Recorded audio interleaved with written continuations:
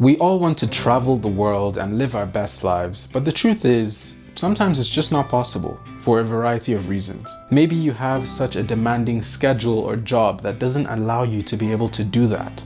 Maybe you just don't have the money, or maybe your passport doesn't enable you to travel wherever you like.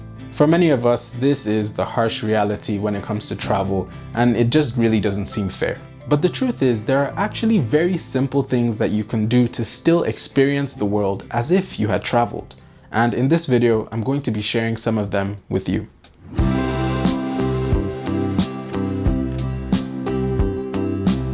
Before we get into the actual suggestions, I will say the first thing you should do is to ask yourself, why is travel so important to you? Why do you want to travel so badly? Is it because you've gone on social media and you've seen your friends or all these influencers traveling and it just seems like everybody is having such a great time? Or are there more substantial reasons? If you ask me, the point of travel is simply to learn. Visiting new places, meeting new people, trying new foods, doing new things, all of that is one big education. Of course, it's nice to travel just because, have fun, take a new country off my list, but I think it would be a big missed opportunity if I were to go somewhere and come back without having learned anything substantial about the people or the culture. I mean, if travel is only about fun, then you don't have to travel to have fun. You can do that wherever you are. But I think there's more to it, or at least there should be. So how can you travel the world without a plane ticket? In other words, how can you expand your knowledge of the world from the comfort of your home or your city or your community? Tip number one, read travel books. I'm talking any picture books where a destination is featured and there are little factoids about the destination highlighted. Those books are so important because they really help to transport you to that location.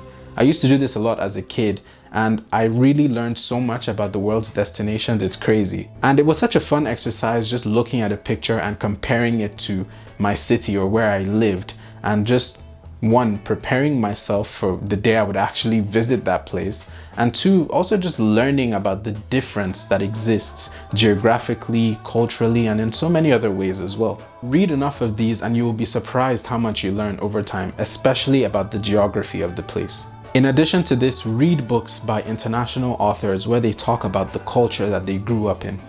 I personally have always loved historical fiction books, and some of my favorites are Half of the Yellow Sun by Chimamanda Adichie, Things Fall Apart by Chinua Achebe, and Kite Runner by Khalid Hosseini. I would strongly recommend reading books by authors where they talk about culture. Tip number two, watch travel videos, vlogs, documentaries, featurettes, all that good stuff. Watch them. Similar to the picture books, this transports you to that destination more visually. You can actually imagine yourself and you can actually see the landscape and, hear from people or whatever for yourself. I know at times where I can't travel, I just love to go on YouTube and watch travel vlogs so I can live through people, especially those travel vlogs that are not pretentious or just like don't really have anything substantial, but the good ones where you can actually watch people interact with locals and actually try food, try new experiences, and educate you about what they're seeing and what life is like.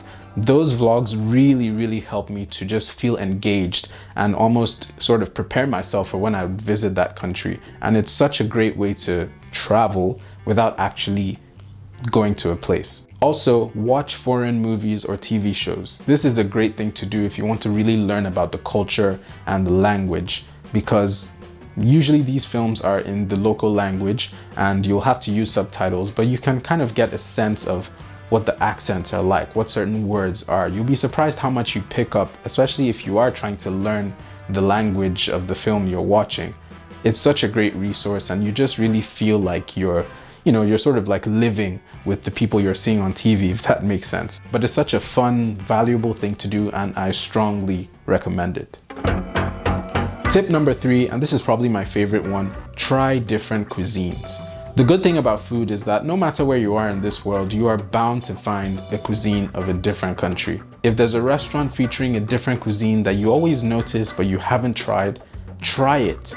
Go there, try the foods, talk to the chefs, the waiters, whatever. Learn more about this food that was so strange to you, and you might even like the food. Just get a sense of the ingredients they use, the tastes of the food, what are the flavor profiles. All of these are so important because if you were to go to that country, this would be the sort of experience you could be having. Yes, some dishes might be, not really authentic, or they add things here and there just to cater to the location. All that is good knowledge that will actually serve you well and will help you learn more about a new place. Also, try and make new foods. Buy a cookbook featuring different cuisines, or watch videos about how to make a specific recipe and try it yourself. It's a fun challenge and you actually start to learn more about how to cook a different cuisine, which I think is awesome. And it's actually a great conversation starter if you were to meet someone from that country. You cannot go wrong with food, so don't underestimate the power of trying a new food or learning to cook it yourself. Tip number 4, attend events and visit cultural centers, including museums, exhibitions, and concerts. These are such a great way to learn and appreciate the culture, but more from an artsy perspective, which is so important for cultures.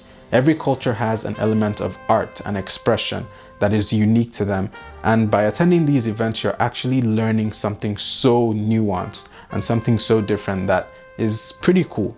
A few months ago, one of my very good friends who's Armenian invited me to this Armenian classical music event that was happening in an Armenian church. I don't really know much about Armenia. I've never really heard Armenian music before, never stepped into an Armenian church before.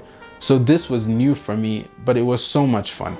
I really got to appreciate the music, see the instruments that they use, see what the church is like with the Armenian alphabet all over, little pieces of visual and sensory information that totally were just pleasant for me.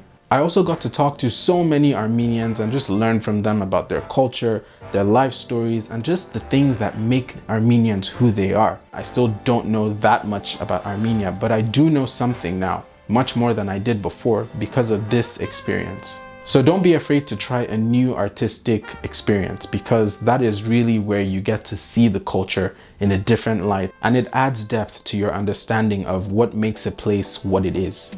Tip number 5, make an effort to make friends with people from different places. This is so important because 1, you get to meet a new person. That's cool, right? Especially if it's a nice person who is genuine, down to earth, and willing to share their culture with you, and who you can share your culture with as well. And 2, you get to learn so much about them and how they live at home. What are their unique cultural practices? What languages do they speak? What are those interesting cultural behaviors that are different to yours? These are things that you can only learn from really talking to people and hearing from them, or seeing it directly. And the cool thing is they can invite you to their house, show you around, you can experience things with them, have a meal with their family. There's all sorts of stuff. There's no cap on the experiences you can have from meeting very nice people. And this is what travel, in my opinion, is all about. So the next time you feel bad about not being able to travel here and there, don't stress. Just remember you have a list of stuff that you can still do to experience this world, and more importantly, add to your knowledge base about the world. So I hope this video helped. Let me know in the comment section what your thoughts are, and I also would love to hear from you about any other activities or tips you have, things that worked for you or things that you think are important to travel the world without a plane ticket. Anyway, thanks for watching, and I will see you soon.